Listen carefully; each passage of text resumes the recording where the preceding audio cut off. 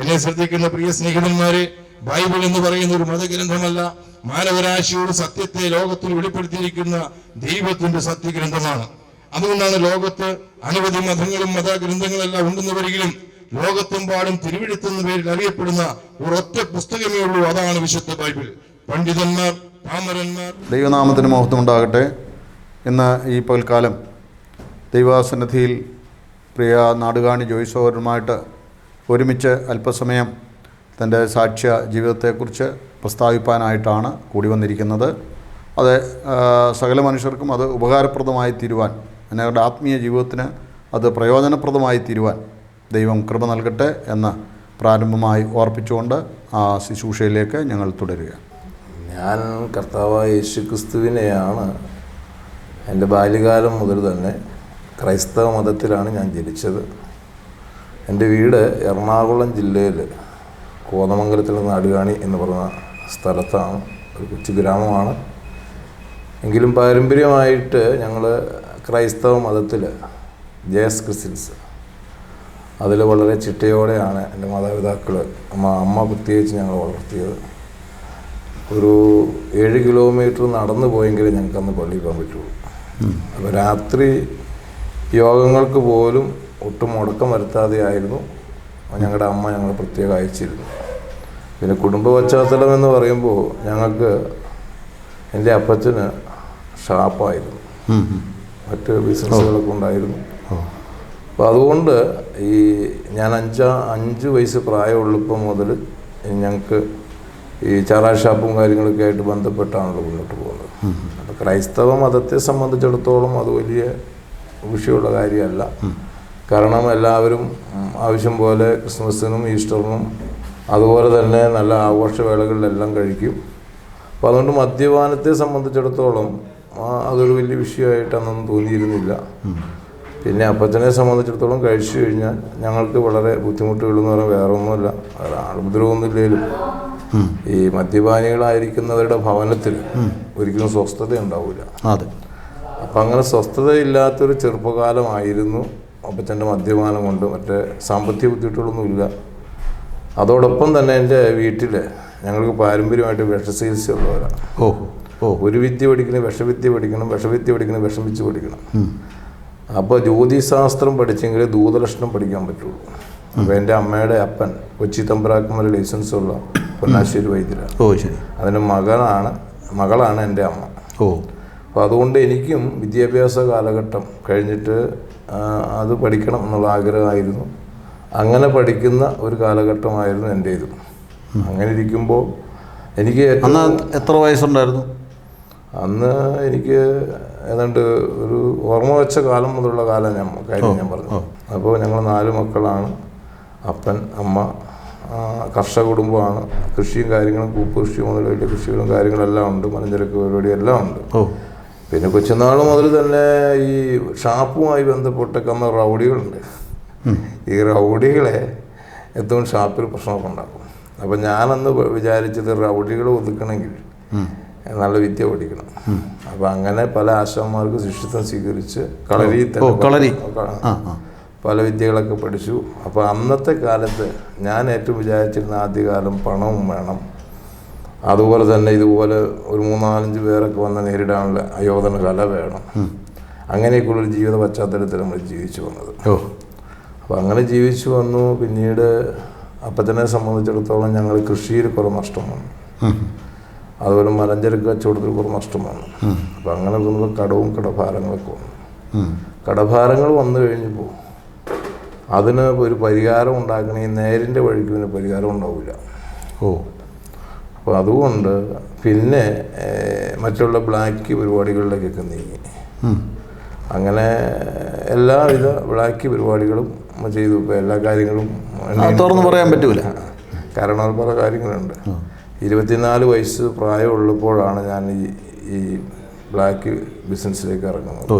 അപ്പോൾ അതിനുള്ളൊരു ടീമും കാര്യങ്ങളും എല്ലാം എനിക്കുണ്ടായിരുന്നു. അപ്പോൾ അങ്ങനെ മുന്നോട്ട് പോയപ്പോൾ അവളും സ്വസ്ഥതയില്ല, സമാധാനമില്ല. അപ്പോൾ ആ കാലഘട്ടത്തിൽ ഞാൻ ഈ മറ്റു മതങ്ങളെക്കുറിച്ചും മതഗ്രന്ഥങ്ങളെക്കുറിച്ചൊക്കെ പഠിച്ചു. കാരണം ഞാനൊരു സത്യാന്വേഷിയായിരുന്നു. എന്തുകൊണ്ട് ഞങ്ങളുടെ ഭവനത്തിൽ ഞങ്ങൾ ക്രിസ്ത്യാനികളാണ് പാരമ്പര്യമായിട്ട്. ഞങ്ങളെ സംബന്ധിച്ചിടത്തോളം എൻ്റെ അപ്പച്ചൻ എത്ര മദ്യപിച്ച് വന്നാലും വൈകുന്നേരം പ്രാർത്ഥിക്കാതെ കിടക്കില്ല. രാവിലെയും പ്രാർത്ഥിക്കും. എല്ലാ മതകർമ്മങ്ങളും ഭംഗിയായി ചെയ്യും. ഞങ്ങൾ മക്കളെല്ലാം സൺഡേ സ്കൂൾ പഠിച്ചവരാണ്. എന്തുകൊണ്ട് ഞങ്ങളുടെ വീട്ടിൽ മാത്രം അല്ലെങ്കിൽ എന്തുകൊണ്ട് ഈ സ്വസ്ഥതയില്ല, സമാധാനമില്ല? അപ്പോൾ പണമുണ്ട്, പിന്നെ ആയി കഴിഞ്ഞപ്പോൾ അത്യാവശ്യം ആയോധന കല പിടിച്ചു, എല്ലാ കാര്യങ്ങളും ഒക്കെ ആയെങ്കിലും സ്വസ്ഥതയില്ല. ഞാൻ അങ്ങനെ നമ്മുടെ മുൻ മന്ത്രിയായിരുന്ന ടി കുർളാഞ്ചാണ്ട് കൂടെ ചെന്ന് വിട്ടു. അങ്ങനെ അദ്ദേഹത്തിന് രാഷ്ട്രീയത്തിലോട്ട് പോയി. രാഷ്ട്രീയം ഉണ്ടായിരുന്നു. അതോടൊപ്പം തന്നെ അദ്ദേഹത്തിന് കൂപ്പ് ബിസിനസ് ഉണ്ട്. വെള്ളൂർ ന്യൂസ് ആക്ടിലേക്ക് ഈറ്റ അതുപോലുള്ള മുള ഒക്കെ അടിക്കുക, പിന്നെ കോഴിക്കോട് മാവൂര് അങ്ങനെയൊക്കെ ആയി. അപ്പോൾ പിന്നെ അതിൻ്റെ കൂടെ അങ്ങനെ പോയി. അങ്ങനെ 24 വയസ്സ് പ്രായമുള്ള സമയത്താണ് ഞാനിപ്പോൾ അന്ന് ലോറി ഓടിക്കുന്നുണ്ട്, ഹെവി ഡ്രൈവറായി. അപ്പോൾ ആ കാലഘട്ടത്തിൽ ഇങ്ങനെയെല്ലാം പോയെങ്കിലും ഒരു സ്വസ്ഥതയില്ല, സമാധാനമില്ല.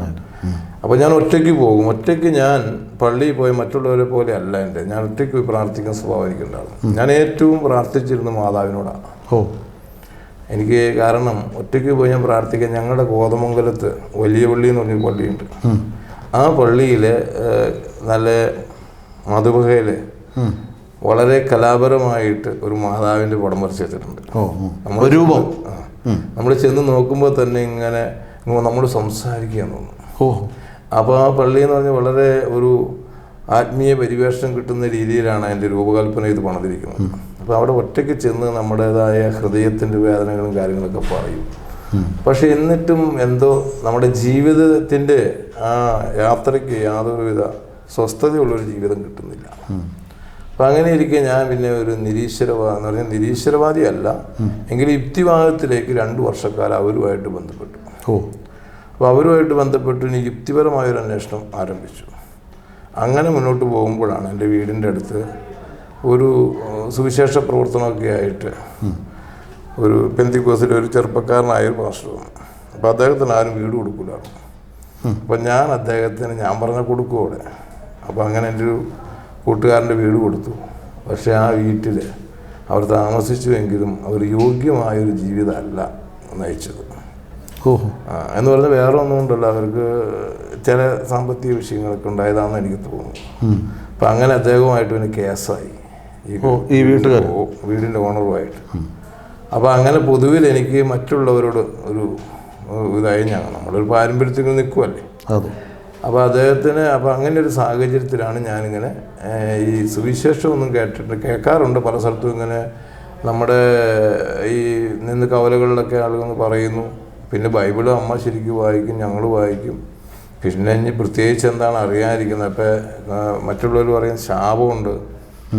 കാരണം വ്യവസായികല ചെയ്യണേ അനേക കുടുംബങ്ങളുടെ ജീവിതത്തെ നശിപ്പിച്ചിട്ടാണല്ലോ നമ്മുടെ ജീവിതത്തിൻ്റെ പുഷ്ടിക്ക് വേണ്ടി ജീവിക്കുന്നത്. അപ്പോൾ അതിൻ്റെ ഒരു മനസാക്ഷി കുത്ത് നമുക്കുണ്ടായിരുന്നു. അപ്പോൾ എൻ്റെ ജീവിതകാലത്തിന് ആദ്യം മുതൽ ഞാൻ പറഞ്ഞല്ലോ ഒരു സത്യാന്വേഷണമുണ്ട്. പക്ഷേ എൻ്റെ അന്തരാത്മാവിൽ അപ്പോഴും ഞാൻ യേശുക്രിസ്തുവിനെ അറിഞ്ഞ എനിക്കെന്തോ ഒരു സ്നേഹം, എന്തൊക്കെ ആരൊക്കെ പറഞ്ഞാലും ക്രിസ്തുവിനോട് സ്നേഹം പണ്ടേ ഉണ്ട്. ശരി. അത് ഞാൻ അങ്ങനെ പ്രാർത്ഥിക്കുന്നതും ആ കാലഘട്ടത്തിൽ മാതാവിലൂടെ ക്രിസ്തുവിനോട് പ്രാർത്ഥിക്കുക. അപ്പോൾ അമ്മയാണല്ലോ, അമ്മ പറഞ്ഞാൽ മാങ്ങ കേൾക്കുമല്ലോ. അപ്പം നമ്മുടെ പോക്ക് ശരിയായ വഴിയിലല്ല എന്നുള്ളത് നമുക്കതിന് ബോധ്യമുണ്ട്. എന്നാൽ അതിനൊരു പ്രതിവിധി എന്ന് പറയുന്നത് മറ്റൊന്നിലേക്ക് മാറാൻ ഞാൻ ആഗ്രഹിക്കുന്നില്ലായിരുന്നു. പൊതുവിൽ എനിക്ക് ഒരു വേർപാട് സഭയിലേക്ക് പോകുന്ന കാര്യത്തോട് യാതൊരു ഇഷ്ടമില്ലായിരുന്നു. അത് കാരണം എന്താ വെച്ച് കഴിഞ്ഞാൽ അവരാരും പറയുന്നത് ശരിയല്ല. ഞങ്ങളുടെ ബാവയും സക്കാപ്രതിമൻ പാത്രൂർഗീസ് ബാവയുണ്ട്, പിന്നെ തിരുമേനിമാരുണ്ട്, അച്ഛന്മാരുണ്ട്. അപ്പോൾ അവരൊക്കെ ആയിട്ട് വളരെ അടുത്ത് ബന്ധമുണ്ട്. കാരണം ഷെവുലിയ ടി കുരുവിള എന്ന് പറയുന്നതാണ് കുർളാഞ്ചേട്ടൻ. അപ്പോൾ ആ കൂടെ നടക്കുമ്പോൾ ഞാനൊരിക്കൽ ഈ എറണാകുളത്ത് ഹൈക്കോടതിയിൽ ഇന്നത്തെ ബാവാകക്ഷി മെത്രാൻ കക്ഷി കേസിനൊക്കെ ഞാൻ ഇദ്ദേഹത്തിൻ്റെ കൂടെ പോയിട്ടുണ്ട്. അപ്പോൾ അങ്ങനെയൊക്കെ ആയി കഴിയുമ്പോൾ ഇതിനകത്തൊക്കെ എന്തൊക്കെയോ ഒരു ആത്മീയതമായല്ലാത്ത രീതിയിൽ എന്തോ ഒന്നില്ലേ എന്നൊരു ചോദ്യം അന്ന് എൻ്റെ ഉള്ളിലുണ്ടായിരുന്നു. അപ്പോൾ അതുകൊണ്ടാണ് യുക്തിവാദത്തിലേക്ക് തിരിയുവാനുണ്ടായ കാരണം. നിരീശ്വരവാദമല്ല, അത് യുക്തിപരമായ ചിന്തയിലേക്ക് മാറുന്ന കാരണം. അപ്പം അതുകൊണ്ട് ഞായറാഴ്ച എല്ലാ ഞായറാഴ്ചയും പള്ളിയിൽ പോക്കൊന്നും പിന്നെ അങ്ങ് ഇല്ലാതായി. ഓ ശരി. അങ്ങനെ പള്ളിയിലൊന്നും റെഗുലറായിട്ട് പോകാറില്ല? പോകാറില്ലാതായി. കാരണം അത് ഒരു ആത്മീയ സുഖം നമുക്ക് ലഭിക്കുന്നത് ഇല്ലാന്ന് മനസ്സിലായതുകൊണ്ടാണ്.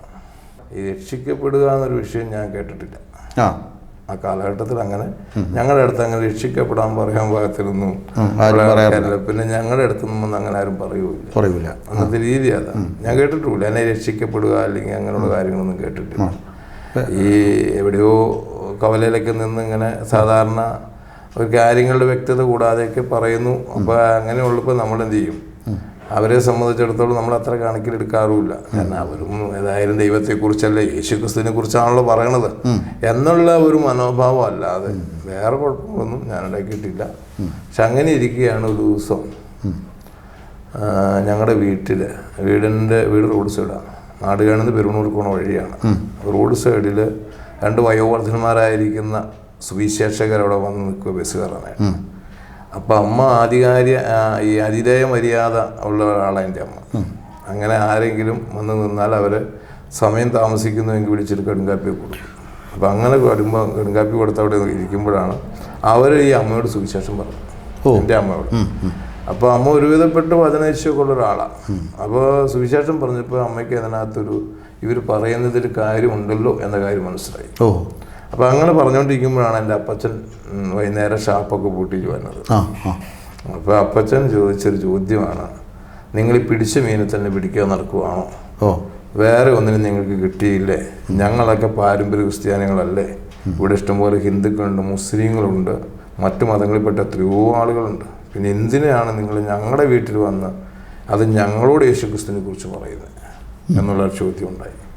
അപ്പോൾ അവർ പറഞ്ഞു, സുവിശേഷം എല്ലാവരും കേൾക്കേണ്ടതല്ലേ. പക്ഷെ അപ്പച്ചൻ അതൊട്ടും ഇഷ്ടപ്പെട്ടില്ല. അപ്പച്ചൻ അവരോട് മദ്യത്തിൻ്റെ ലഹരിയിൽ വളരെ കയർത്ത് സംസാരിച്ചു. പക്ഷെ അവരങ്ങ് ഇറങ്ങിപ്പോയി. അപ്പോൾ ഇതൊക്കെ കഴിഞ്ഞ് അന്ന് ഞാനും ഞാൻ പറഞ്ഞല്ലോ ഈ മദ്യപാനത്തിന് എതിരായിരുന്ന ഒരു കാലഘട്ടം ഉണ്ട് എനിക്ക്. കാരണം എൻ്റെ അപ്പൻ മദ്യപിച്ച് വന്ന് വീട്ടിൽ വന്ന് ഇങ്ങനെ വഴക്കുണ്ടാക്കുന്ന, അല്ലെന്ന് വഴക്കെന്ന് പറഞ്ഞിട്ടുണ്ടെങ്കിൽ വേറെ ആളുപദ്രവമൊന്നുമില്ല. പക്ഷേ എങ്കിലും ഞങ്ങൾക്ക് സ്വസ്ഥത നഷ്ടപ്പെടുന്നത് കൊണ്ട് എൻ്റെ വിദ്യാഭ്യാസം തന്നെ ശരിയായി ചെയ്യാൻ പറ്റിയില്ല. അപ്പോൾ അങ്ങനെ ഒരു സാഹചര്യം ആയതുകൊണ്ട് എൻ്റെ ഒരു തീരുമാനം ഞാൻ മദ്യം കഴിക്കില്ല എന്നാണ്. പക്ഷെ ജീവിത സാഹചര്യം വന്നു കഴിഞ്ഞപ്പോൾ ഈ നമ്മളും മദ്യം കഴിക്കും. പുറമേ അങ്ങനെ കഴിച്ച് ആവാസത്തരം കാണിച്ച് നടക്കുന്നില്ല. കഴിച്ചാൽ കാല് നിലത്തുറക്കരുത്, അതാണ് രീതി. അപ്പോൾ അങ്ങനെ ഇരിക്കുകയാണ് ഞാനൊരു ഈ വടശ്ശേരിക്കര വയൻസിൻ്റെ ഒരു സ്റ്റോറിൽ, ചാരായ സ്റ്റോറിൽ ജോലി ചെയ്തു. അപ്പോൾ അന്ന് എല്ലാ കടയിൽ ഈ കൊട്ടാരക്കര, ലാഹ, അതുപോലെ തന്നെ വടശ്ശേരിക്കര, അങ്ങനെ ഭാഗത്തെ റേഞ്ച്, അതുപോലെ റാന്നി, അവിടുത്തെ ബാറ് ഷാപ്പെല്ലാം ഞങ്ങൾക്ക് ഇതുള്ളതാണ്. അവിടെ അന്ന് ഈ സമവാറിലെ ചാരായമ്മനെ അപ്പം ഈ ടെസ്റ്റ് ചെയ്ത് കാണിച്ചു കൊടുക്കും. അന്നാണ് മറ്റേ കല്ലുവാതക്കൽ ദുരന്തമൊക്കെ ഉണ്ടായി. അപ്പോൾ ആ സമയത്ത് എന്ത് ചെയ്യും, നമ്മൾ സമവാറിന് ചാരായം കുടിച്ച് കാണിച്ചു കൊടുക്കണം. കുറച്ച് അല്പം കഴിച്ചെങ്കിലാണ് അത് വിഷമില്ലാതെ മനസ്സിലാവും. പരീക്ഷണം എൻ്റെ മുന്നേ അങ്ങനെ പരീക്ഷിച്ച് അവസാനം എനിക്ക് ശരിക്കും പറഞ്ഞിട്ടുണ്ടെങ്കിൽ പച്ചവെള്ളം കുടിക്കാൻ പറ്റാത്ത അവസ്ഥയായി. വെള്ളം കുടിച്ചാൽ പോലും ഇങ്ങോട്ട് എടുക്കും. രാവിലെ തന്നെ മദ്യം കഴിക്കണം. അങ്ങനെ അവിടെ എന്നെ ആശുപത്രിയിൽ കൊണ്ടുപോയാലും അങ്ങനെ ഒരാഴ്ച ആശുപത്രിയിലേക്ക് കിടന്നാണ്.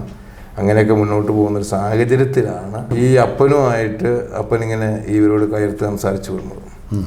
അപ്പോൾ അമ്മ പറഞ്ഞു, എടാ ഈ ബൈബിളിൽ പറയുന്ന വചനം സുവിശേഷവുമായിട്ട് വീട്ടിൽ വന്നവരെ നമ്മൾ ആക്ഷേപിച്ച് വിട്ടാൽ അവരെ കാലിൽ പൊടി തട്ടിക്കളയാനാണ് പറയുന്നത്.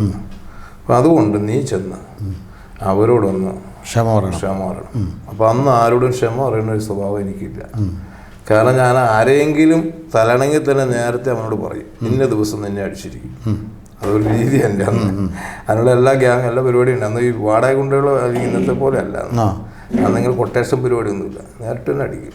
അതെൻ്റെ രീതി. അത് വലിയവരടിക്കണം എനിക്കിഷ്ടമാണ്. അതൊരു എന്തോ ഒരു സംതൃപ്തി വരും. അപ്പോൾ അതുകൊണ്ട് എനിക്ക് ക്ഷമ പറയുന്ന രീതിയില്ല. പക്ഷേ അമ്മ ഒന്ന് എൻ്റെ അമ്മയാണ്, 2 എൻ്റെ ഗുരുവാണ്.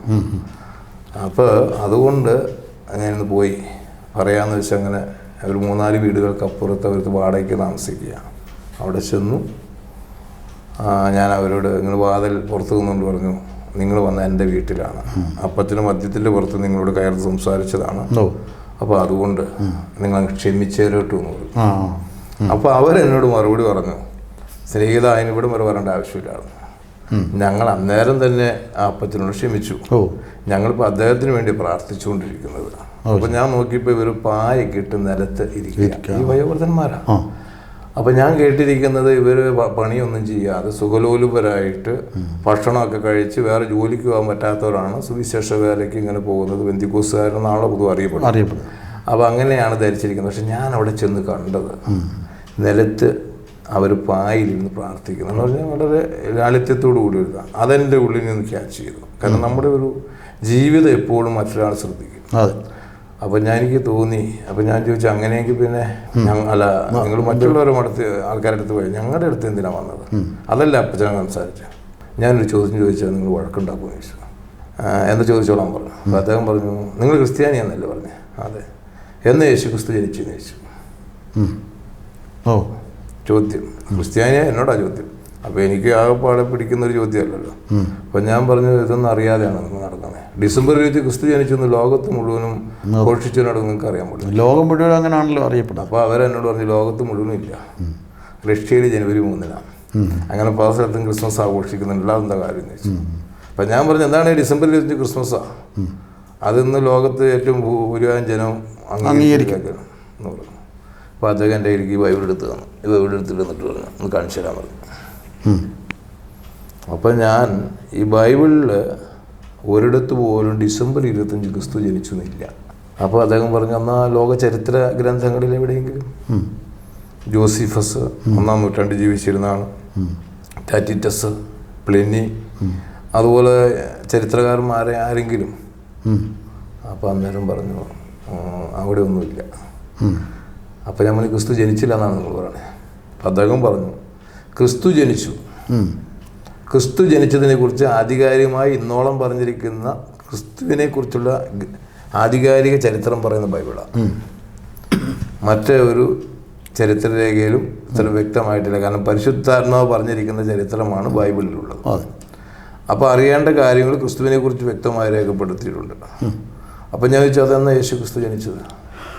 അപ്പോൾ അദ്ദേഹം പറഞ്ഞു, ലൂക്കോസ് സുവിശേഷം 1-ാം അധ്യായം ആരംഭിക്കുന്നത് തന്നെ, ശ്രീമാനായ തെയ്യഫിലിസേ, ഞാൻ ക്രമമായി പഠിച്ച് രേഖകൾ പരിശോധിച്ച് സൂക്ഷ്മമായിട്ടൊരു ചരിത്രം എഴുതുക എന്നാണ് ലൂക്കോസ് പറയുന്നത്. 2-ാം അധ്യായം ആരംഭിക്കുന്നത്, ലൂക്കോസ് ആരംഭിക്കുന്നത് അഗസ്തോസ് കൈസർ വാഴ്ചയുടെ കാലഘട്ടത്തിൽ. അപ്പോൾ അഗസ്തോസ് കൈസർ റോമാ സാമ്രാജ്യം ഭരിച്ചിരുന്നത് BC 27 മുതൽ AD 14 വരെ കാലഘട്ടമാണ്. ആ കാലഘട്ടത്തിൽ യേശുക്രിസ്തു ജനിച്ചത് കൊറേനിയ സിറിയ നാട് വാഴുമ്പോഴാണ്. കൊറേനിയസ് 2 വർഷം സിറിയ നാട് വാണിട്ടുണ്ട്. 2 സെൻസസുമായി ബന്ധപ്പെട്ട് പ്രത്യേക ഗവർണർ പദവി അദ്ദേഹത്തിന് കൊടുത്തതാണ്. അപ്പോൾ ലൂക്കോസ് വീണ്ടും പറയുകയാണ്, 1-ാമത്തെ ചാർത്തലിൻ്റെ സമയത്താണ് യേശുക്രിസ്തു തിരുവവതാരം ചെയ്തത്. അപ്പോൾ 1-ാമത്തെ ചാർത്തൽ എപ്പോൾ നടന്നു? അപ്പോൾ അദ്ദേഹം പറഞ്ഞു, 2 ചാർത്തൽ, പേർവഴി ചാർത്തൽ, 1 AD 9 മറ്റൊന്ന് BC 6-4 ഇടയ്ക്കാണ്. അപ്പോൾ അതിൽ 1-ാമത്തെ ചാർത്തൽ നടന്നത് BC 6-4 ഇടയ്ക്ക്. യേശുക്രിസ്തു ജനിക്കുന്ന സമയത്ത് ആട്ടിടയന്മാർ കാവൽ നോക്കി പുറത്ത് കൂടാരടിച്ചു കിടക്കുകയായിരുന്നു. അപ്പോൾ ഡിസംബറിൽ ഒരിക്കലും പാലസ്തീൻ്റെ കാലാവസ്ഥ പരിശോധിച്ചാൽ ഏതാണ്ട് ഒക്ടോബർ മാസത്തിൽ തണുപ്പ് ആരംഭിക്കും. ഡിസംബറിൽ കട്ട മഞ്ഞ് പെയ്യുന്ന സമയമാണ്. അപ്പോൾ അത് സാധ്യമല്ല. അപ്പോൾ ഒരു കാരണവശാലും ഈ ആട്ടിടയന്മാർ, അപ്പോൾ ആ ദൈവദാസന്മാർ ഇത് തെളിയിക്കുക ബൈബിളിൽ നിന്ന്. തെളിയിക്കുക. അപ്പോൾ തെളിയിച്ചു കഴിഞ്ഞിട്ട് അദ്ദേഹം പറഞ്ഞു, അങ്ങനെ പോയി ജനിക്കില്ല, അങ്ങനെ ആ സമയത്ത് ജനിക്കാൻ പാടില്ല. അപ്പം ഞാൻ അടുത്ത ചോദ്യം ചോദിച്ചു, അങ്ങനെയെങ്കിൽ അതൊരു ദിവസമല്ലേ? ഏതായാലും കാലത്തിലൊരു ദിവസത്തിലേക്കാണല്ലോ കർത്താവ് വന്നത്. കാരണം കർത്താവ് തിരുവവതാരം ചെയ്തു എന്ന കാര്യത്തിന് എനിക്കൊരു സംശയവുമില്ല. അപ്പം അദ്ദേഹത്തോട് ചോദിച്ചു, ആ ദിവസം എന്നാ നിങ്ങൾക്ക് അറിയാമോ? അവർ ഡിസംബർ 25 ഞങ്ങൾ കൂട്ടി, അല്ലെങ്കിൽ നിങ്ങളൊരു ദിവസം പറയാൻ പറഞ്ഞു. അപ്പോൾ അതിന് ഉത്തരം പറഞ്ഞത്, സ്നേഹിതമായി ഭൂമിയിൽ ജനിച്ച എല്ലാ മനുഷ്യർക്കും ഒരു ജനന ഡേറ്റ് ഉണ്ട്, അവർക്കൊരു മരണ ഡേറ്റ് ഉണ്ട്. എന്നാൽ ഇത് കൂടാതെ ഒരു ഡേറ്റ് ഉള്ളത് യേശുക്രിസ്തുവിനാണ്. ജനിച്ചു, മരിച്ചു, പുനരുത്ഥാനം ചെയ്തു. മനസ്സിലാക്കണം. അപ്പോൾ യേശുക്രിസ്തുവിൻ്റെ ജനനം എന്നായിരുന്നു എന്ന് ചോദിച്ചാൽ ബൈബിൾ അതിൽ വ്യക്തമായ ഉത്തരം പറയുന്നുണ്ട്. 1 മീഖാ പ്രവചനം 5:2 വിദ്വാൻമാരോട്, അഥവാ അന്നത്തെ വേദശാസ്ത്ര പണ്ഡിതന്മാർ ക്രിസ്തുവിൻ്റെ ജനനത്തെക്കുറിച്ച് ചോദിക്കുമ്പോൾ പറയുന്നത്. അവിടെ പറയുന്നത് യേശു ക്രിസ്തുവിൻ്റെ ജനനം പണ്ടേ ഉള്ളതും പുരാതനമായതെന്നാണ്. അപ്പോൾ ഭൂമി ജനിക്കുന്നതിന് മുമ്പ് ഒരു അസ്തിത്വം അദ്ദേഹത്തിനുണ്ട്. അപ്പോൾ മറ്റൊരു മണ്ഡലത്തിലേക്ക് ഇറങ്ങി വന്നവനാണ് യേശു ക്രിസ്തു. അപ്പോൾ ആ അസ്തിത്വം എവിടെയാണ്? വീണ്ടും അവർ പറയുക, അനാദിയായ ശാശ്വതമായ ദൈവത്തോടുള്ള ദൈവം. അപ്പോൾ യോഹന്നാൻ 1-1 അധ്യായത്തിൽ 1 മുതൽ 3 വരെ വാക്യങ്ങൾ വായിക്കും. ആദിയിൽ വചനം ഉണ്ടായിരുന്നു, വചനം ദൈവത്തോടു കൂടെയായിരുന്നു, വചനം ദൈവമായിരുന്നു, ആ വചനം മുഖാന്തരം സർവവും സൃഷ്ടിക്കപ്പെട്ടു, ആ വചന ശരീരമായി ഭൂമിയിലേക്ക് വന്നു. അപ്പോൾ സൃഷ്ടാവായി ദൈവത്തോടു കൂടെ ദൈവമായിരിക്കുന്ന വചനഭാവമായിരിക്കുന്ന ചിരപുരാതനായിരിക്കുന്ന യേശു ക്രിസ്തു, ആ യേശു. അപ്പം ഞാൻ ചോദിച്ചാൽ അങ്ങനെയാണ് യേശു ക്രിസ്തു എന്തായാലും ജനിക്കാതിരിക്കാൻ പറ്റില്ല. കാരണം ഞാൻ ഈ യഹോവ സാക്ഷികളൊക്കെ ആയിട്ട് സംസാരിച്ചിട്ടുണ്ട്. അപ്പോൾ അവർ പറയുന്നത് യേശു ക്രിസ്തു എന്ന് പറയുന്നത് പിതാവാണ് യഥാർത്ഥ ദൈവം, പുത്രൻ എന്ന് വിളിക്കുന്നതുകൊണ്ട് യേശു ക്രിസ്തു പിന്നീട് പിതാവിൻ്റെ സൃഷ്ടിയാണ് എന്നാണ് അവർ പഠിപ്പിക്കുന്നത്. പരിശുദ്ധാത്മാവ് ഒരു ശക്തി എന്നുള്ള രീതിയിൽ. അപ്പം ഞാനും ആ ആശയത്തിൽ അദ്ദേഹത്തോട് ചോദിച്ചു. അപ്പം അദ്ദേഹം അതിനൊരു വ്യക്തമായ മറുപടി പറഞ്ഞു. അദ്ദേഹം പറഞ്ഞു, യേശു ക്രിസ്തുവിൻ്റെ വാക്കുകൾ തന്നെ താൻ എന്ന് ജനിച്ചു എന്ന് ക്രിസ്തു പറഞ്ഞിട്ടുണ്ട് ബൈബിളിൽ. എന്നാണ് ജനിച്ചതെന്ന് യേശു ക്രിസ്തു ബൈബിളിൽ പറഞ്ഞിട്ടുണ്ട്. അപ്പം അതെവിടെയാണ്? ഞങ്ങളെ ആകാംക്ഷയോട് ചോദിച്ചു.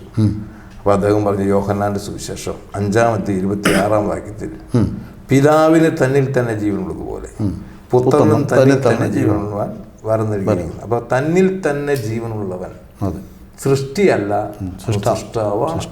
അപ്പോൾ സൃഷ്ടാവ് കാലത്തിലേക്ക് ഇറങ്ങി വരികയും കാലത്തിൽ കഴിയുന്ന മനുഷ്യൻ്റെ പാപപരിഹാരം വരുത്തി അവൻ മരിച്ചുയർത്തുന്നേറ്റ് സ്വർഗാരോഹണം ചെയ്തു. ഇനി വീണ്ടും മടങ്ങി വരും. അപ്പോൾ കാലാതീതന് കാലത്തിലേക്ക് ഇറങ്ങി വന്നു, കാലത്തിൽ 33 വയസ്സ് ജീവിച്ചു, കാലാതീതയിലേക്ക് കയറിപ്പോയി, വീണ്ടും കാലത്തിലേക്ക് വന്നൊരു വ്യക്തിയെ നമ്മുടെ മാനുഷികമായ കലണ്ടറിൽ ഒതുക്കാൻ പറ്റുമോ? അതുകൊണ്ടൊരു ദിവസം എന്നുള്ളത് ക്രിസ്തുവിനെ സംബന്ധിച്ചിടത്തോളം അവൻ ഇന്നലെയും ഇന്നും എന്നും അനന്യ. അതുകൊണ്ടാണ് ദൈവം മോശയോട് പറഞ്ഞപ്പോൾ അതിന് പുറപ്പാട് 3:14-15 അവർ ഉദ്ധരിച്ചത്. അവിടെ പറയുന്നത് ദൈവത്തിൻ്റെ പേര് മോശയോട് ചോദിക്കാൻ മോശയ്ക്ക് ദൈവം പറഞ്ഞു കൊടുക്കുന്നുണ്ട്. ഞാനാകുന്നവൻ ഞാനാകുന്നു എന്നുള്ളവൻ നിന്നെ അടുക്കൽ അയച്ചിരിക്കുന്നു. അബ്രഹാമിൻ്റെയും ഇസ്ഹാക്കിൻ്റെയും യാക്കോബിൻ്റെ ദൈവമാണ് പൂർവ്വപിതാക്കന്മാരുടെ ദൈവം യഹോവ. അപ്പോൾ ആ യഹോവയായി ദൈവമാണ് മനുഷ്യനായി ഭൂമിയിൽ അവതരിച്ചു വന്ന ക്രിസ്തു. അത് വ്യക്തമായിട്ട് അദ്ദേഹം പറഞ്ഞത്. കാരണം മറിയ ചോദിക്കുന്നൊരു ചോദ്യമുണ്ട്, ഞാൻ പുരുഷനെ അറിഞ്ഞിട്ടില്ല, എനിക്കൊരു എങ്ങനെ പുരുഷപ്രജ ലഭിക്കും? അപ്പം അതിനൊരു മറുപടി പറയുക, ലൂക്കോസ് സുവിശേഷം 1-35 വാക്യത്തിൽ പരിശുദ്ധാത്മാവ് നിന്റെ മേൽ വരും, അത്യുന്നതശക്തി നിന്റെ മേൽ നിഴലിടും, അപ്പോൾ ഉത്ഭവിക്കുന്ന വിശുദ്ധ പ്രജ ദൈവത്തിനെന്ന് വിളിക്കപ്പെടും. പിതാവും പുത്രനും പരിശുദ്ധാത്മാവുമാകുന്ന ഏകസത്യ ദൈവം നീ എനിക്കൊരു ശരീരം ഒരുക്കി തന്നിരിക്കുന്നു. എബ്രായലേഖനം 10:5 സങ്കീർത്തനം 40:7 ഉദ്ധരിച്ചു വരും. അപ്പോൾ അതുകൊണ്ടാണ് തിമോത്തിയോസ് എന്ന ലേഖനമാണ് പൗലോസ് പറയുന്നത്. 1 തിമോത്തിയോസ് 3-ാം അധ്യായത്തിൻ്റെ 16-ാം വാക്യത്തിൽ അവൻ ജഡത്തിൽ വെളിപ്പെട്ടു. അപ്പോൾ യെശയ്യാവ് 40:5 പറയുന്നത് യെശയ്യാവ് പ്രവചിച്ചിട്ടുണ്ട്, യഹോവയുടെ മഹത്വം വെളിപ്പെടും, സർവ്വലോകം അവനെ കാണും. അതുകൊണ്ടാണ് യേശു ക്രിസ്തു മാത്രം അവകാശപ്പെട്ടുള്ളൂ, എന്നെ കണ്ടവൻ പിതാവിനെ കണ്ടി അർത്ഥാൽ ദൈവത്തെ കണ്ടിരിക്കുന്നു. അപ്പോൾ ഈ സത്യം അവർ പറഞ്ഞപ്പോൾ ഇത്രമാത്രം വ്യക്തതയോടുകൂടി ഇന്ന് വരെ ഞങ്ങളുടെ മെത്രാന്മാരും പറഞ്ഞിട്ടില്ല, ഒരച്ഛന്മാരും പറഞ്ഞിട്ടില്ല, വേറെ ആരും കൃത്യതയോടെ പറഞ്ഞിട്ടില്ല. അപ്പം ഞാൻ അദ്ദേഹത്തോട് പറഞ്ഞു, ഞാൻ കുറച്ച് ചോദ്യങ്ങൾ നിങ്ങളോട് ചോദിക്കും, കൃത്യമായി ഉത്തരം തന്നാൽ നിങ്ങൾ പറയുന്ന ഈ ആത്യന്തികമായ സത്യം ഞാൻ അംഗീകരിക്കും, ഞാൻ സത്യാന്വേഷണം. ഇല്ലെങ്കിൽ നിങ്ങൾ നാട് വിട്ടു പോകണം. അദ്ദേഹം എന്നോട് പറഞ്ഞു, അങ്ങനെ ബൈബിൾ എടുത്ത് കാണിച്ചിട്ട് പറഞ്ഞു, ഈ ഭൂലോകത്തുള്ള ഏത് ചോദ്യം ചോദിച്ചാലും ഇതിൽ നിന്ന് മറുപടി പറയാൻ പറ്റിയില്ല എങ്കിൽ ഞാൻ അന്ന് ഇവിടുന്ന് വിട്ടുപോകണം. ശരി, അങ്ങനെ പ്രോമിസ് ചെയ്തു. അത്ര ചങ്കൂറ്റ. അപ്പോഴാണ് എനിക്ക് മനസ്സിലായത്, എൻ്റെ വീട്ടിലിരിക്കുന്ന ഈ പുസ്തകം ഞാൻ പഠിച്ച മതഗ്രന്ഥങ്ങളെക്കാളും എഴുതപ്പെട്ട ഗ്രന്ഥങ്ങൾ വെച്ച് ഇത്രമാത്രം ഉത്തരം കണ്ടെത്തുവാൻ, ഉത്തരം പറയാൻ കഴിയുന്ന പുസ്തകമാണ്. അപ്പം എനിക്കൊരാഗ്രഹം പഠിക്കണം, അന്നാ ഇതൊന്ന് മനസ്സിലാക്കി പഠിക്കണം. അങ്ങനെ 7 മാസം ഞങ്ങൾ പരസ്പരം വൈകുന്നേരം സംസാരിക്കും. തർക്കം ആദ്യമൊക്കെ ഭയങ്കര തർക്കം. എൻ്റെ എല്ലാ യുക്തികളും ചോദിക്കും. എൻ്റെ കൂട്ടുകാരെ യുക്തി പ്രവർത്തിക്കുന്നവരുണ്ട്, മതപണ്ഡിതന്മാരുണ്ട്. അവരെ കൊണ്ട് എന്ത് ചെന്ന് ചോദിച്ചാൽ അദ്ദേഹം ഒന്ന് പുഞ്ചിരിക്കും. പുഞ്ചിരിച്ച് കഴിഞ്ഞിട്ട് അദ്ദേഹം ഈ ബൈബിൾ എടുത്തിട്ട് കയ്യിലേക്ക് വായിച്ചോളാൻ പറയും. അങ്ങനെ 7 മാസം പിന്നിട്ടു. ഒരു ദിവസം വൈകുന്നേരം, കറണ്ടൊന്നുമില്ല, വൈകുന്നേരം അദ്ദേഹം പറഞ്ഞു, എടാ മോനെ, നീ ഇത്രയും കാലമായില്ലേ ഈ തർക്കം ആരംഭിച്ചിട്ട്, നീ എത്ര തർക്കിച്ചാലും എന്നോട് ജയിക്കാൻ നിനക്കാവില്ല. അതെൻ്റെ കഴിവുകൊണ്ടല്ല, നിന്നിൽ വസിക്കുന്ന ശക്തനാണ്, പക്ഷെ എന്നിൽ വസിക്കുന്ന സർവശക്തനാണ്. അപ്പോൾ ഈ ലോകത്തിൻ്റെ ദൈവമാണ് നിന്നെ നടത്തുന്നത്. എന്നെ നടത്തുന്ന സർവശക്തനായ ദൈവമായ കർത്താവായ യേശു ക്രിസ്തുവാണ്. അപ്പോൾ അതുകൊണ്ട് എന്നിൽ പ്രവർത്തിക്കുകയും എന്നോട് പറഞ്ഞു തരികയും ചെയ്യുന്ന ദൈവം സർവജ്ഞാനിയാണ്. അപ്പം ജ്ഞാനിയായ നിനക്കൊരിക്കലും ജയിക്കാൻ പറ്റത്തില്ല. അതുകൊണ്ട് ഈ അത്യന്ത ശക്തി എൻ്റെ മൺകൂടാരത്തിലേക്ക് വ്യാപരിക്കാനുണ്ടായ കാരണം, ഞാനൊരു നാൾ ഈ കർത്താവായ യേശു ക്രിസ്തുവിന് മുമ്പിൽ മുഴങ്കാലം മടക്കിയിട്ട് പറഞ്ഞു, കർത്താവെ, നിന്നെ എനിക്ക് വേണം, നീ എന്നെ രക്ഷിക്കണം. ഞാൻ ആത്മാർത്ഥയോട് ഒരു നാൾ പറഞ്ഞു, ഞാൻ നിന്നെ പോലെ പാരമ്പര്യത്തിൽ ജനിച്ച് ജീവിച്ച ഒരു വ്യക്തിയാണ്. കത്തോലിക്ക പാരമ്പര്യമാണ് അദ്ദേഹത്തിന്. എൻ്റെ സഹോദര, സത്യം പറഞ്ഞ ഈ സത്യാന്വേഷണ ഹൃദയത്തിലുണ്ടെങ്കിൽ, സത്യത്തെ നാം തിരിച്ചറിയുമ്പോൾ പുറംതിരിഞ്ഞ് നിൽക്കാൻ നമ്മുടെ മനസ്സാക്ഷി സമ്മതിക്കില്ല. ഞാൻ കർത്താവിൻ്റെ മുമ്പിൽ പ്രാർത്ഥിക്കേണ്ടത് എങ്ങനെയെന്ന് എനിക്കറിയില്ല. അതുപോലെ ഞങ്ങൾ പഴയ പ്രാർത്ഥനയുണ്ട്, മനസ്സിലാക്കണം. അത് നിങ്ങൾക്കറിയാമല്ലോ. സാധാരണ ഒരു പ്രാർത്ഥന ജനിച്ച് അന്ന് മുതൽ മരിക്കുന്ന അന്ന് ഒരു പ്രാർത്ഥനയുള്ളൂ, പിതാവേ, അങ്ങനെ പ്രാർത്ഥിച്ച ഒരു പ്രത്യേക കൗമാന്ന് പറയാം, അങ്ങനെ പ്രാർത്ഥിച്ചു പോവുക. അന്ന് ഞാൻ ഹൃദയം ഉറങ്ങിയിട്ട് പറഞ്ഞു, കർത്താവേ, എൻ്റെ പഴയ കാലങ്ങൾ, ജീവിതത്തിൻ്റെ എൻ്റെ തെറ്റുകൾ, എൻ്റെ ഹൃദയത്തിൻ്റെ വേദന, എൻ്റെ തകർച്ച എല്ലാം ഒരു നിമിഷം എൻ്റെ ഉള്ളിലേക്ക് വന്നു. അങ്ങനെ വന്നിട്ട് ആ നിമിഷം ഞാൻ യേശു ക്രിസ്തുവോട് പറഞ്ഞു, നീ ജീവിക്കുന്ന ദൈവമാണെങ്കിൽ എനിക്ക് നിന്നെ വേണം. എൻ്റെ പാപങ്ങളെ നീ കഴുകിയാൽ ഞാൻ ശുദ്ധീകരിക്കപ്പെടും. എനിക്ക് ഇനി അങ്ങാണ് ആവശ്യം. ഞാൻ ഇന്നു മുതൽ അങ്ങേക്കായി ജീവിക്കും. അങ്ങനെ ഒരു തീരുമാനമെടുത്തു. ആ തീരുമാനത്തിൽ ഇന്നൊന്നും ഞാൻ ഓർക്കുന്നു, ഇന്ന് വരെ ഞാൻ അങ്ങനെ ഒരു അനുഭവം എനിക്കുണ്ടായിട്ടില്ല. എന്ന് പറഞ്ഞാൽ അത്ര അതുവരെ യേശുക്രിസ്തു ജീവിക്കുന്ന ദൈവമാണെന്ന ഉത്തമ ബോധ്യം അന്തരാളത്തിൽ വ്യക്തമായി ബോധ്യം വന്നു.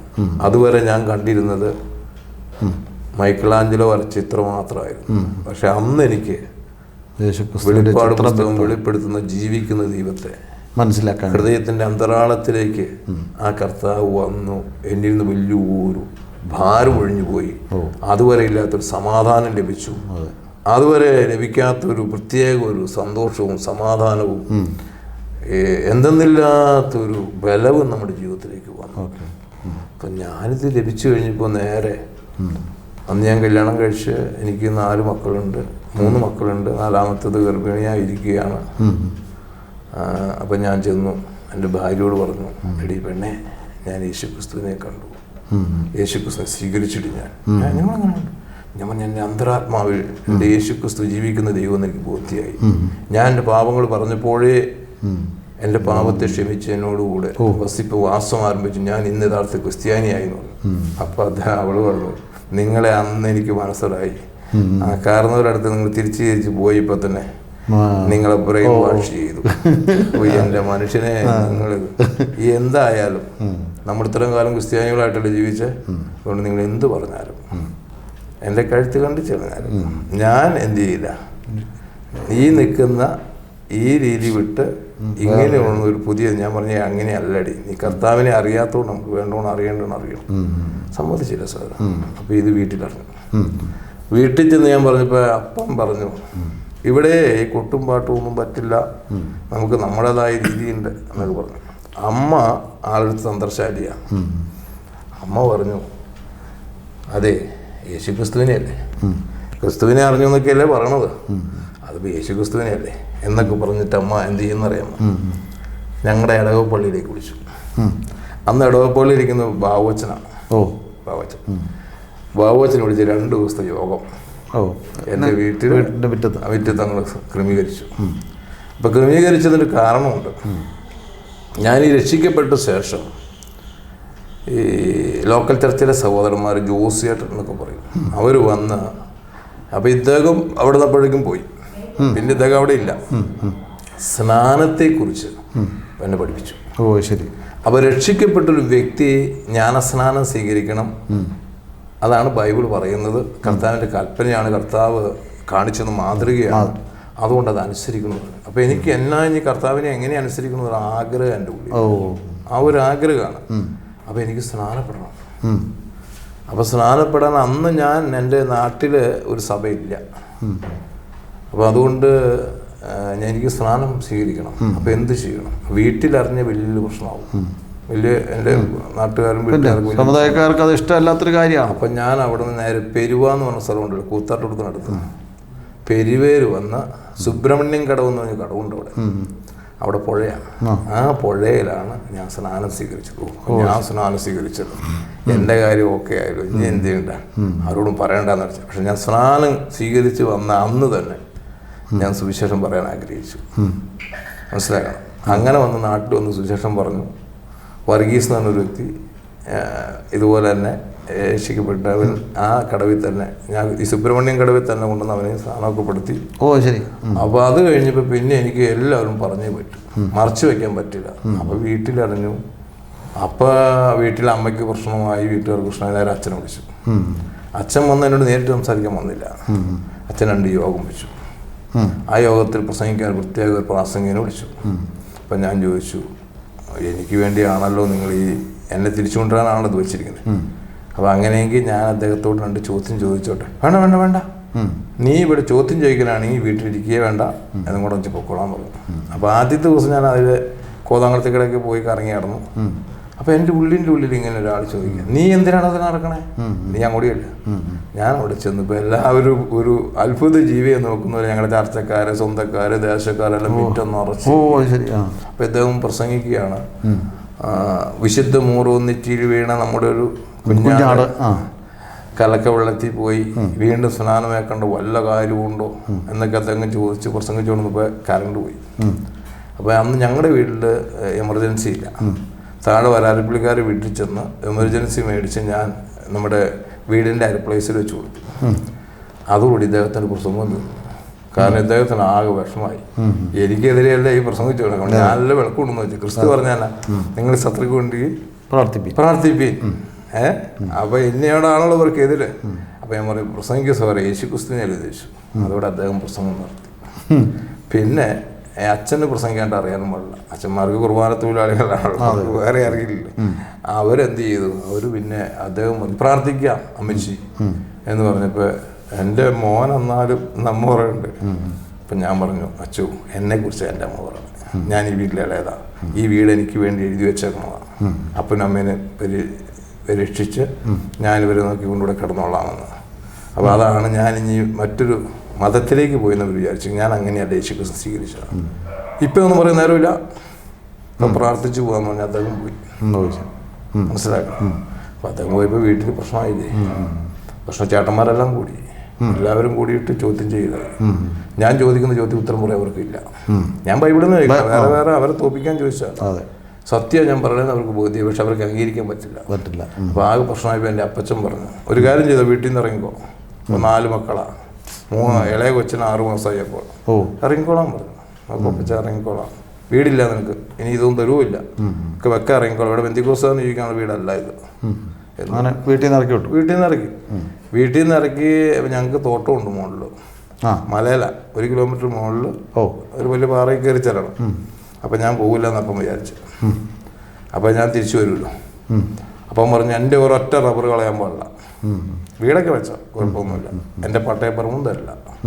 അപ്പോൾ അവിടെ പോയി എൻ്റെ പഴയ കൂട്ടുകാർ, അവർക്കൊരു സ്നേഹം ഉണ്ടെന്ന്, അവരെ കൂടി ഒരു വീട്, ഒറ്റ തൂണയിൽ ഒരു വീട്, ഒരു ചെറിയൊരു ഈ പനമ കൊണ്ട് മറിച്ച് ഒരു ചെറിയ കൂടാരം. ആ കൂടാരത്തിൽ 6 വർഷം കിടന്നു ഞങ്ങൾ. എന്നാൽ ഞാൻ കൃഷ്ണൻകുട്ടി സാറിൻ്റെ കൂടെ പോകുന്ന കാലത്ത് തമിഴ്നാട് പ്രവർത്തനത്തിനൊക്കെ പോകുമ്പോൾ ഞാൻ അദ്ദേഹത്തിൻ്റെ ഡ്രൈവറായിട്ട് പോകാനുണ്ടായ ഒരു കാരണം, അദ്ദേഹത്തിന് ഡ്രൈവർ കിട്ടാതെ വന്നു തിരുവനന്തപുരത്തിന് പോകാൻ. വണ്ടി ഓടിക്കാൻ ആളില്ലാത്തതുകൊണ്ട് തങ്കറ്റൻ സഭറിനാണ് പോകണം, കടമറ്റം സഭയില്. അദ്ദേഹത്തിന് വരാൻ കഴിഞ്ഞില്ല. അപ്പോൾ എന്നെ വിളിച്ചു കഴിഞ്ഞപ്പോൾ ഞാൻ വളരെ സന്തോഷത്തോടിരിക്കുക. കാരണം എന്താണ്, എനിക്ക് ജോലിയൊന്നുമില്ല, ആകെ മക്കൾക്ക് അരി മേടിച്ചു കൊടുക്കാൻ, ഭക്ഷണം കൊടുക്കാൻ കഴിയാത്ത അവസ്ഥയിൽ ആരുമായിട്ട് എനിക്കൊരു ബന്ധമില്ല. അപ്പം അങ്ങനെ ഇരിക്കുന്ന സാഹചര്യത്തിലാണ് ഞാനിങ്ങനെ. അപ്പം അന്ന് ഞാൻ വേറെ കാര്യമുണ്ട്, ആരാധന മുടക്കുക എന്ന് പറഞ്ഞാൽ ഞാൻ ആദ്യമായിട്ട് പോകുന്ന ആരാധനയ്ക്ക് പോകുന്ന, ഞാൻ പറഞ്ഞല്ലോ ഇവിടെ ഷാറൂൺ ഫെലോഷിപ്പ് എന്ന് പറയുന്ന 4 പേരൊരു കൂട്ടത്തിൽ, അവിടെ ആദ്യമായിട്ട് ഒരാഴ്ച അവിടെ പോയി. അവിടെ നിന്ന് പോയി കഴിഞ്ഞപ്പോൾ എനിക്ക് എന്തോ ഒരു മനസ്സിന് സുഖം തോന്നില്ല. കാരണം എന്താ വെച്ച് കഴിഞ്ഞാൽ എനിക്ക് വചനം പഠിക്കണമെന്ന് വലിയ ആഗ്രഹം. അപ്പോൾ അവിടെ എന്ന് പറഞ്ഞാൽ വചനശുശ്രൂഷ കുറവാണല്ലോ, സാക്ഷിയോഗങ്ങളേ ഉള്ളൂ. അപ്പോൾ അതുകൊണ്ട് പിന്നീട് ഇങ്ങനെ ഓരോ സ്ഥലങ്ങളിൽ കൂടെ പോയി. അങ്ങനെ ചെന്ന് ഞാൻ ഈ ബ്രദറുകാരൊന്നും എനിക്കറിയാൻ പാടില്ല. ബ്രദറുകാരുടെ ചെന്ന് പെട്ടതിൻ്റെ ഒരു ഉദ്ദേശം എന്ന് പറയുന്നത്, അവിടെ ചെന്നപ്പോൾ ഞാൻ ആദ്യം കണ്ടത് തന്നെ ഒരാൾ അവിടെ നിന്നൊരു ധ്യാനചിന്ത പറയും, ഒരു പാട്ട് പറയും. പാട്ടൊക്കെ കഴിഞ്ഞിട്ട് ധ്യാനചിന്ത പറയും, യേശുക്രിസ്തുവിന്റെ ക്രൂശീകരണം ശരിക്കും പറയും. എനിക്ക് ഭയങ്കര താല്പര്യം. ക്രിസ്തുവിന്റെ മരണവും പുനരുദ്ധാനവും ഇവരെല്ലാം അവിടുന്ന് ഇവിടുന്നെല്ലാം പല ചിന്തകൾ പറയുന്നു. അവസാനം ഒരു നല്ല വളരെ സൂക്ഷിച്ചുണ്ട്. അപ്പൊ എനിക്ക് മനസ്സിലായിടാ, ഇവരുടെ കൂടെ ഇരുന്നത് പഠിക്കാം. അങ്ങനെയാണ് ആദ്യമായിട്ട് ഞാൻ അപ്പം മുറിച്ചത് ആ ചർച്ചിൽ, കോതമംഗലം ബ്രദറൻ ചർച്ചിലാണ്. അങ്ങനെ അവിടെ നിന്ന് വചനം അവിടെ ഇരുന്നൊക്കെ പഠിച്ച് പിന്നെ കൃഷ്ണൻകുട്ടി സാറിൻ്റെ ഡ്രൈവറായിട്ട് പോയി. അവിടെ ചെന്നപ്പോൾ അന്നൊക്കെ എന്ന് പറഞ്ഞിട്ടുണ്ടെങ്കിൽ പിന്നെ ലോറിയൊന്നും പോകാൻ പറ്റില്ല. അന്ന് 1500 ഒരു ലോറി റോഡ് കൊണ്ടുപോയിച്ചാൽ എനിക്ക് കിട്ടും. പക്ഷേ 200 രൂപ അന്ന് കൃഷ്ണൻകുട്ടി സാറിൻ്റെ കൂടെ പോയാൽ നമുക്ക് എന്ത് കിട്ടുള്ളൂ. തമിഴ്നാട് പോയാൽ ഒരു ദിവസം വണ്ടി ഓടിച്ചാൽ കിട്ടുന്നത്. പക്ഷേ എനിക്കൊരു കാരണം വെച്ചാൽ എനിക്കൊരു ബയോകോളേജിൽ പോയി പഠിക്കാനുള്ള സാഹചര്യം അല്ലല്ലോ. അപ്പോൾ എനിക്കിത് പഠിക്കണം. അപ്പോൾ ഇദ്ദേഹത്തെ പോലെ നല്ലൊരു പണ്ഡിതനായിരിക്കുന്ന വ്യക്തിയോട് കൂടെ നിന്ന് ശിഷ്യരാക്കുവിൻ എപ്പോഴും അദ്ദേഹം പറയാറുണ്ട്. പൗലോസിന്റെ കൂടെ ശിഷ്യത്തെ കുറിച്ച് പറയാറുണ്ട്. അപ്പൊ അങ്ങനെ അദ്ദേഹത്തിന്റെ കൂടെ കൂടി അപ്പോൾ ഒരു അപ്പൻ മകനോട് പറയുന്ന പോലെ എല്ലാ കാര്യങ്ങളും എനിക്ക് പറഞ്ഞു തരും. അങ്ങനെ 10 വർഷക്കാലം നമ്മളൊരു ഗുരു ശിഷ്യ ബന്ധത്തിലേക്ക് പ്രവേശിച്ചു. രാത്രിയില്ല പകലും ഇല്ലാതെ ഇങ്ങനെ ഞങ്ങൾ ഒന്നിച്ചു കൂടി പല സ്ഥലങ്ങളിലായിട്ട് ഇങ്ങനെ പോയി കിടക്കുകയും അദ്ദേഹത്തോടു കൂടെ സഞ്ചരിക്കുകയൊക്കെ ചെയ്തു. എൻ്റെ ഉള്ളിൻ്റെ ഉള്ളിൽ വലിയൊരു ആഗ്രഹമായിരുന്നു ഇതുപോലെ യേശുക്രിസ്തുവിനെ കവലെ പ്രസംഗിക്കും. അപ്പം ഞാൻ അദ്ദേഹം പ്രസംഗിക്കുമ്പോൾ ഇങ്ങനെ അദ്ദേഹത്തിലേക്ക് തന്നെ ശ്രദ്ധിച്ചിരിക്കും. മനസ്സിലായത്. അങ്ങനെ ശ്രദ്ധിച്ചിരുന്ന് പിന്നെ സംശയങ്ങൾ ചോദിച്ച് മനസ്സിലാക്കി. അങ്ങനെയാണ് ശരിക്കും പറഞ്ഞു കഴിഞ്ഞാൽ അത് കഴിഞ്ഞ് പിന്നെ വാടകയ്ക്കായി അങ്ങനെ സാമ്പത്തികമായിരിക്കുന്ന യാതൊരു ഉന്നമനങ്ങളൊന്നും ഉണ്ടായില്ല. അദ്ദേഹം എന്തോ ഒത്തിരി സഹായം ചെയ്യുന്നില്ല മനുഷ്യനാണ്. കൃഷ്ണൻകുട്ടി സാർ എന്ന് പറഞ്ഞാൽ പണത്തെ സ്നേഹിക്കാത്ത ഒരു സുവിശേഷമാണ്. അദ്ദേഹത്തെ സംബന്ധിച്ചിടത്തോളം ആർക്കും വാരിക്കോരി കൊടുക്കുന്നതാണ്. എന്നെ അല്ലറിയുടെ കാര്യങ്ങളൊക്കെ ചെയ്തിട്ടുണ്ടെങ്കിലും ഞാൻ ഇന്നും ചിന്തിക്കുന്നൊരു കാര്യം, എന്നെ അദ്ദേഹത്തിന് അത്ര കാര്യമായിരുന്നു. പക്ഷെ സാമ്പത്തികമായ ഒരു വലിയ സഹായം എനിക്ക് ചെയ്തില്ല. അച്ഛൻ ആരെയും പരിചയപ്പെടുത്തി തന്നില്ല. പറഞ്ഞാൽ അമേരിക്കയിലോ പുറത്തുള്ള ആരെയൊന്നും പരിചയപ്പെടുത്തി തന്നില്ല. പക്ഷേ അദ്ദേഹം നല്ല ഉപദേശ സത്യങ്ങളും പ്രത്യാശയെക്കുറിച്ചുള്ള കാര്യങ്ങളും ചാക്കോച്ചായനും ഇദ്ദേഹവും അതുപോലെ പിന്നീട് വന്ന് ജോയ്ക്കുട്ടി സഹോദരൻ അങ്ങനെയുള്ള പ്രായമുള്ള സഹോദരന്മാരൊന്നും എനിക്ക് ലഭിച്ചിട്ടുണ്ട്. അപ്പോൾ ഇദ്ദേഹത്തെ സംബന്ധിച്ചിടത്തോളം കൃഷ്ണൻകുട്ടി സഹോദരൻ ഇരിപ്പായിപ്പോൾ ഞാൻ അവിടെ എപ്പോൾ ചെന്നാലും കാലിരുവണം. എനിക്ക് വലിയ സംതൃപ്തിയാണ്. കാരണം അങ്ങനെ ഒരു ആത്മബന്ധമാണ്. അപ്പോൾ അദ്ദേഹത്തിനോട് ചോദിച്ചു, നീ ഇനി എന്നാ നിൻ്റെ അടുത്ത ലക്ഷ്യം എന്നോട് ചോദിച്ചു. അപ്പം ഞാനിങ്ങനെ കാല് തടവിക്കൊണ്ടിരിക്കുക. അദ്ദേഹത്തിൻ്റെ കാലിൽ മറ്റേ പൊട്ടി വിളിക്കുന്ന രീതിയിൽ രോഗം ഉണ്ടാകും. അപ്പം ഞാൻ പറഞ്ഞു, അച്ഛാ എനിക്ക് യേശുക്രിസ്തുവിനെ പ്രസംഗിക്കണം. അപ്പം അദ്ദേഹം പറഞ്ഞു, നീ ആരോടും ഒരിക്കലും സ്റ്റേജിൽ ചോദിച്ചു മേടിക്കരുത്,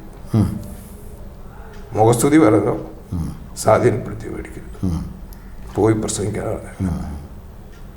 അതാണ് സ്റ്റേജ്. അവിടെ പ്രസംഗിക്കുമ്പോൾ യേശുക്രിസ്തുവിനെ ക്രിസ്തു എന്ന് തെളിയിച്ച് പ്രസംഗിച്ചു, യേശുവിനെ ക്രിസ്തു തെളിയിച്ച് പ്രസംഗിച്ചു എന്നാണ് നമ്മുടെ പുസ്തകത്തിൽ വായിക്കുന്നത്. ഒരാളാണ് കേൾവിക്കാരനുള്ളതെങ്കിലും 3 മണിക്കൂർ പ്രസംഗിക്കാൻ ദൈവാത്മാവ് ആവശ്യപ്പെട്ടവർക്ക് പ്രസംഗിച്ചിരിക്കണം. മനസ്സിലാക്കണം. പറയുന്ന കാര്യങ്ങൾ കൃത്യമായി തെളിവ് ഉണ്ടായിരിക്കണം. ഉദ്ധരണി കൂടാതെ ഒന്നും ഉദ്ധരിക്കരുത്. പഠിച്ച് ഹൃദയത്തിൽ ഉറച്ചോണം. എവിടെ നിന്നാ ചോദ്യം വരുന്നതെന്നറിയില്ല. ചോദിക്കുന്ന ചോദ്യത്തിന് മതിയായ ഉത്തരം കൊടുത്തിരിക്കണം എന്ന് അദ്ദേഹം പറഞ്ഞു. എന്നിട്ട് അദ്ദേഹം പറഞ്ഞു, ഞാൻ നിനക്ക് വേണ്ടി പ്രാർത്ഥിക്കാമെന്ന് പറഞ്ഞു. അപ്പം തലയെ കൈവയ്ക്കില്ല അങ്ങനെ ആരുടെയും, തോളത്ത് കൈവയ്ക്കുള്ളൂ. തോളത്ത് കൈവച്ച് എനിക്ക് വേണ്ടി പ്രാർത്ഥിച്ചു കഴിഞ്ഞ് എന്നോട് പറഞ്ഞു, എനിക്ക് 2 കാര്യം പറയാനുണ്ട്. ഒന്ന്, ഈ തിമോത്തിയോസ് എഴുതിയ 1-ാം ലേഖനം 3-ാം അധ്യായത്തിൽ 16-ാം വാക്യത്തിൽ അവൻ ജഡത്തിൽ വെളിപ്പെട്ടു, ആത്മാവിൽ നീതീകരിക്കപ്പെട്ടു എന്ന് ക്രിസ്തുവിൻ്റെ മനുഷ്യാവതാരത്തെക്കുറിച്ച് വിഷയം ഞാൻ എഴുതിക്കൊണ്ടിരിക്കുകയായിരുന്നു. പകുതിയായോ അത് ഞാൻ പ്രസംഗിക്കാൻ ആഗ്രഹിച്ച അത് ഞാൻ ഇതുവരെ പ്രസംഗിച്ചിട്ട് പൂർണ്ണമായി പ്രസംഗിക്കാൻ എനിക്ക് പ്രസംഗിച്ച് കൊതി കയറുന്നിട്ടില്ല, പ്രസംഗിച്ചിട്ടില്ല, ഇനി പ്രസംഗിക്കണം. 2, പണ്ടൊക്കെ ഞാൻ ക്രിസ്തു മാർഗവും മതവും തമ്മിലുള്ള വ്യത്യാസം ക്രൈസ്തവ പൗരോഹിത്യത്തെക്കുറിച്ച് ശക്തമായി പറയുമായിരുന്നു. അപ്പോൾ അതുകൊണ്ട് നീ അത് ശക്തമായി പ്രസംഗിക്കണം. അതുകൊണ്ടാണ് ഞാൻ ക്രൈസ്തവ പൗരോഹിത്യം എന്നൊരു വിഷയം എടുത്തപ്പോൾ ഈ പ്രസംഗിക്കാൻ തന്നെ പ്രത്യേകിച്ചും പ്രസംഗിച്ചതിൻ്റെ കാരണം എൻ്റെ പ്രസംഗങ്ങൾ അങ്ങനെയാണ്. അപ്പോൾ എന്ത് പ്രസംഗിച്ചാലും ആര് പ്രസംഗിക്കാൻ മുഴുവൻ യേശുക്രിസ്തുവിന് മാത്രം. അത് യേശുക്രിസ്തുവിനെ എങ്ങനെ വർണ്ണിക്കാമോ അത് കഴിവതും വർണ്ണിക്കണം.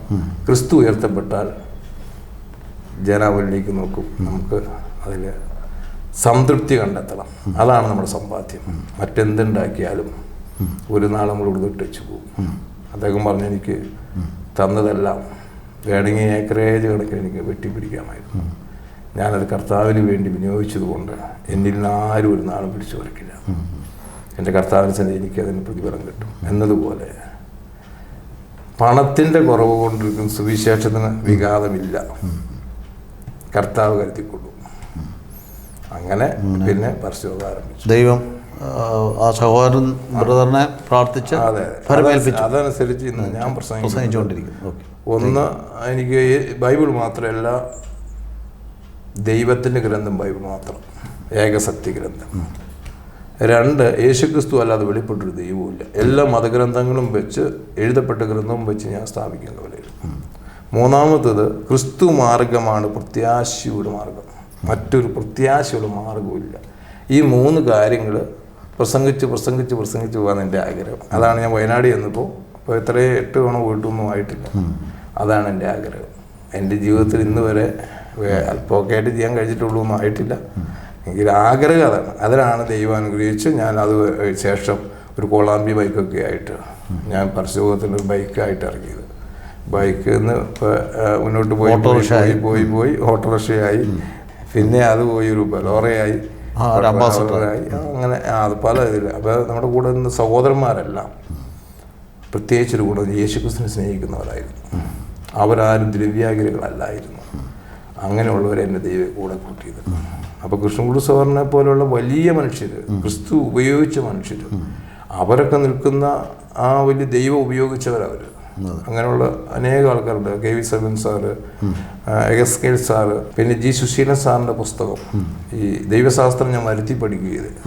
കാരണം പുസ്തകം വരുത്തി അച്ഛൻ പറഞ്ഞു ഇതിന് വായിച്ചു പഠിക്കണമെന്ന് പറഞ്ഞു. അങ്ങനെയാണ് ശരിക്കും പറഞ്ഞാൽ പഠിച്ച് ഇങ്ങനെ ഇപ്പോൾ മുന്നോട്ട് പോകുന്നത്. പിന്നെ ദൈവകൃപയാൽ പ്രത്യാശയിൽ ഏറ്റവും കൂടുതൽ വചനം അനുസരിച്ചാൽ അതനുസരിച്ചുള്ള ക്രിസ്തീയ പ്രത്യാശ അവർണ്ണനീയമായിരിക്കുന്ന പ്രതിഫലം കൊണ്ട് നിറഞ്ഞതാണ്. അതാണ് തന്നെ മുന്നോട്ട് നയിക്കുന്നത്. Okay, thank you.